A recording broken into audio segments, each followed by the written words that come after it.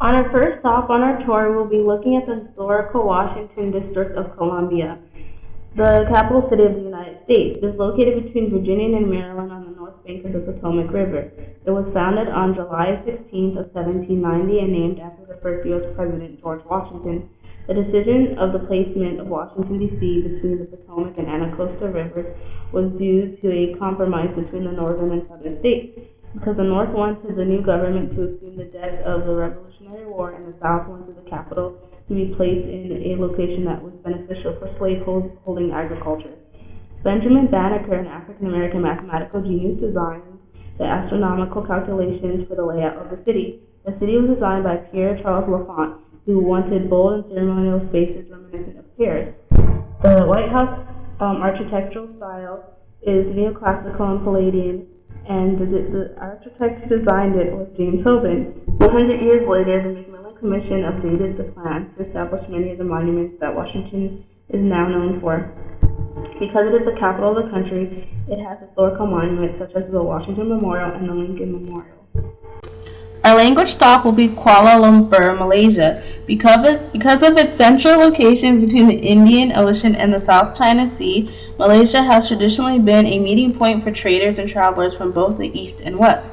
Kuala Lumpur, translated as Muddy Confluence, got its name due to being located at the confluence of the Klang and Gombak rivers. Kuala Lumpur, which is located in West Malaysia, is the federal capital city of Malaysia and is one of the fastest growing metropolitan regions in the country. As a result, Malaysia has a multicultural population consisting of Malays, Chinese, Indians, and numerous indigenous peoples. Although Malay is the official language, English is widely spoken, especially in business and schools.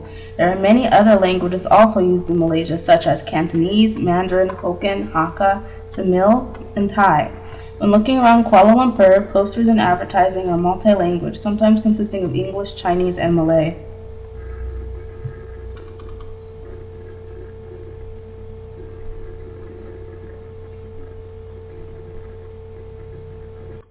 Our ethnicity stop is San Francisco's Chinatown, one of the oldest Chinatowns in America.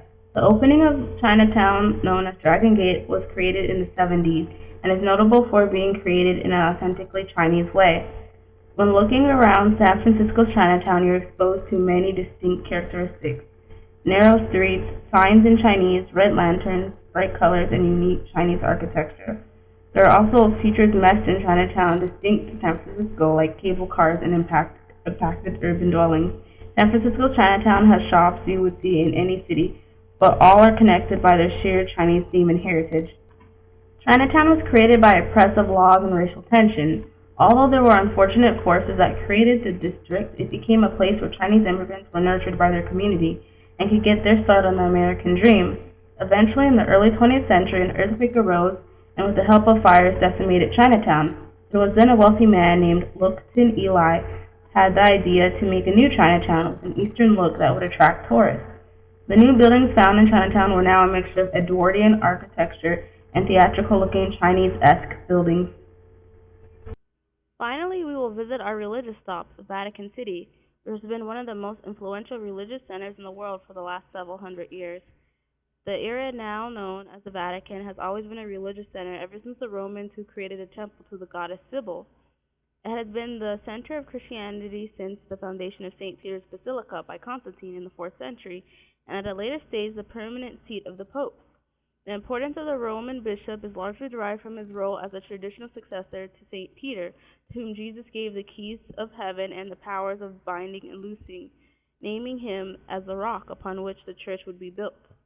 Each year, millions of people from around the globe flock to this location to view the church center. It is in the center of Rome, Italy, and its Roman architecture can be clearly seen throughout the city. A majority of the buildings in the city and the central St. Peter's Square were built in the Romanesque period of architecture during the 16th century. The architecture of the buildings, along with the numerous statues and pieces of art depicting religious figures or events, further denotes the religious significance of the city.